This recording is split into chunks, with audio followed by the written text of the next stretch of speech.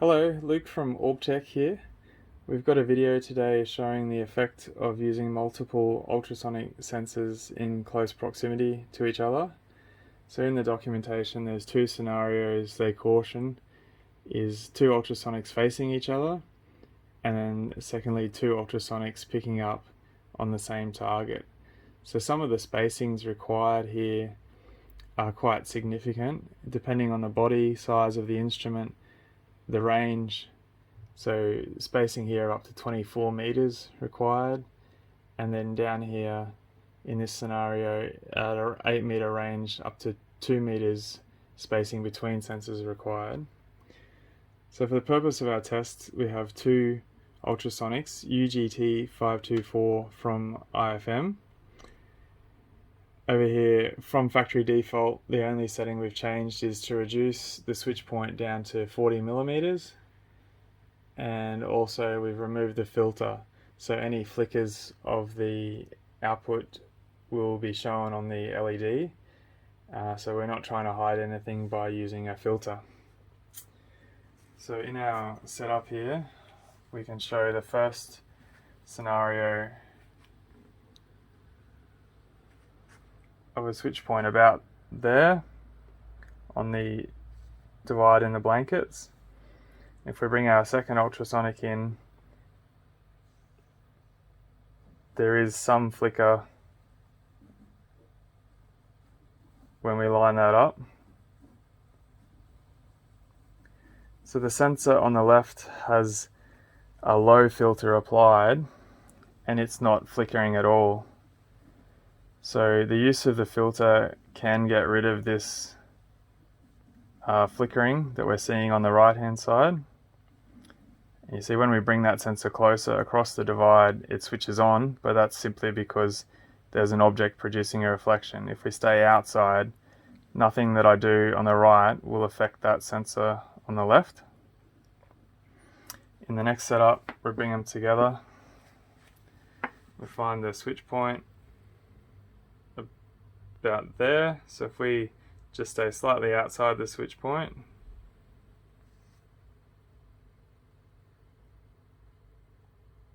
there, and then try and make that sensor turn on by using this one. There's nothing there that I can do to make that turn on. Maybe using a larger target.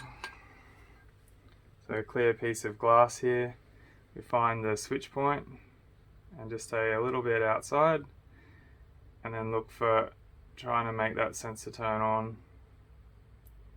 There's nothing I can do to that orange lead. That's the one with the filter applied. Now if I put it in front I can get it to turn on, but that's because there's an object. But trying to get a beam in there, not happening. Okay, for the next part of our video we'll set up to look at the speed of switching. We'll just pause the video and I'll get set up.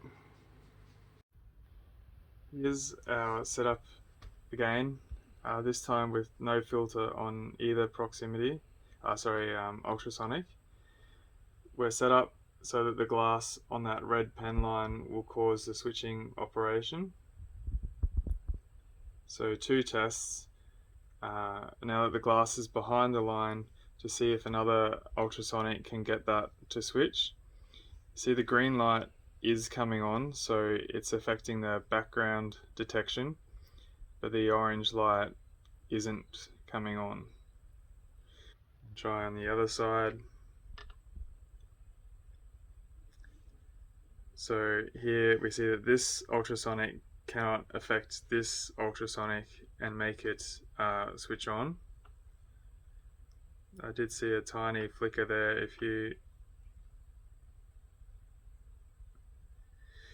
We can make it happen over here.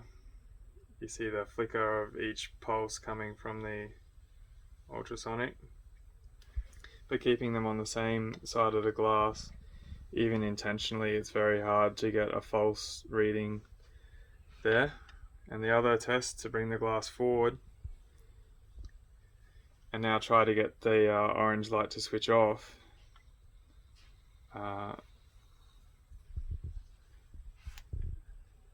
is just not possible. That light is staying on solid. The other test you asked about was removing the sound tube and seeing if we can get a consistent switch point because of the extra setback you need because of the length of the sound tube. So here, without any sound tube,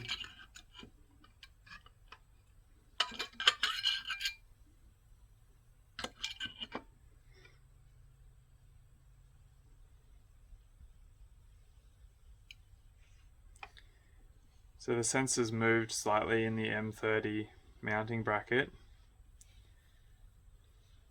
but there is now somewhat hysteresis of about 5 millimeters in that switch point. So on there, basically on the line, and then off there is quite some distance back from the line.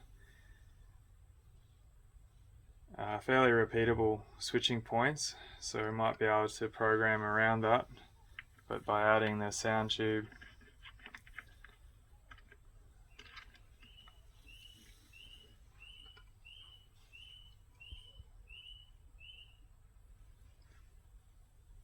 the hysteresis is completely removed, like less than the width of the pen line, making that switch on and off. So the last part of our video, we'll just be doing some slow motion recording to try and see if that switch point is consistent when the glass is moved at higher speed rather than the relatively low speed I'm moving at here. Thanks.